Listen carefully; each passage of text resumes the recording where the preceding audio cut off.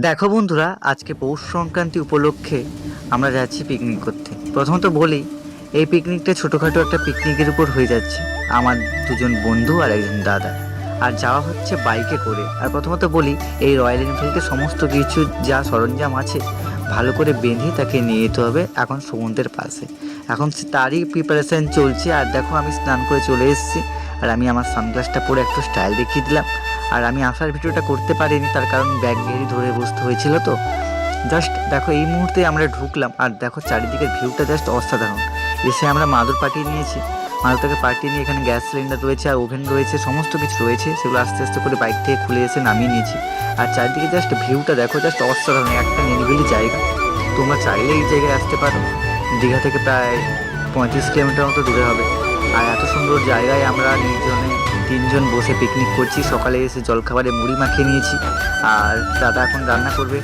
আর সত্যি দাদা আগের বাড়িও রান্না করেছে, তোমরা দেখেছো ভিডিওটি, খুব অসাধারণ। আর আমি আমার বন্ধু দুজন বসে গেছি, মুড়ি খাচ্ছি। আর দেখো, এখানে হামানদিস্তাতে আদা আর রসুন থেতলো করা হচ্ছে, মানে থেতলা করা হয়। জাস্ট দেখো, অসাধারণভাবে এখন রান্নাবান্না চলছে। আর এদিকটায় আমি দাঁড়িয়েছি, মোটামুটি ঠিকই লাগছে, তেমন কোনো লোকজনও নেই, ফাঁকা জায়গা। আর এখানে অনেকে এসে পিকনিক করেও গেছে। আর দেখো, এত সুন্দর করে একটা যত্ন করে দাদা রান্না করছে, তো ভীষণ ভালো লাগছে এই ব্যাপারগুলো। আর দেখো, সবসময় আমরা কাজে থাকি, অন্যান্য হাতে সময় নিয়ে কোথাও বেরোতে পারি না। একটা দেখো, প্রিপারেশন নিয়ে যখন প্রিপ্যালিং নিয়ে যখন বেরোবে, তখন না ওই ব্যাপারটা আসে না, যখন তুমি হঠাৎ একটা তাড়াহুড়া করে একটা মজা করে আনন্দ করে যখন বেরিয়ে যাবে। আর দেখো কত সুন্দর করে রান্না করছে দাদা। আর দেখো, এত সুন্দর টেস্ট করে না, সত্যি ভীষণ ভালো লাগে। আর এই জন্য দাদাকে রান্নার উপর দায়িত্ব ছেড়ে দেওয়া হয়েছে। জাস্ট একবার ভিউটা দেখে নাও, কত সুন্দর লাগছে।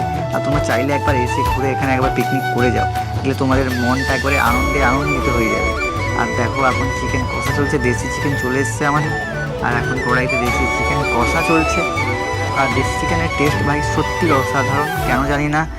আর কয়েকদিন এখন খাওয়া হচ্ছে চিকেন, আর মোটামুটি এখন দেশি চিকেনটা বেশি ভালো লাগছে।